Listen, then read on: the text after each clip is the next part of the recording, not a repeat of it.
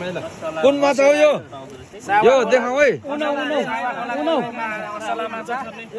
यो है कुन कुन माछा है त्यो यतापट्टि हाम्रो अर्को अर्गानिक छ फेरि ल यहाँ अर्गानिक छ यो चाहिँ एकदम हाम्रो अर्गानिक प्रकृतिको मासु हो हैन अब यहाँबाट आएपछि हाम्रो टोलीले फेरि यता यो खोलाबाट लिएर आउँछ यता यस्तो यो खोलामा हामी अनि यो चाहिँ हाम्रो खोला चाहिँ यो चाहिँ असला माछा है असला माछा ल है असला कहाँ समात्यो हैन केटाहरूले उयो बोलिराख्नु भएको छ साथीहरूले यो असला है असला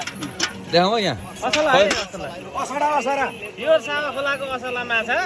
सावा खोला हैन ल असला माछा रावा खोला हामीले बनाएर खाने ल भयो अब तपाईलाई पाको लु बनाम यसलाई बनाम माछा पनि भएको असला यसरी दिवाली छेकेर मारियो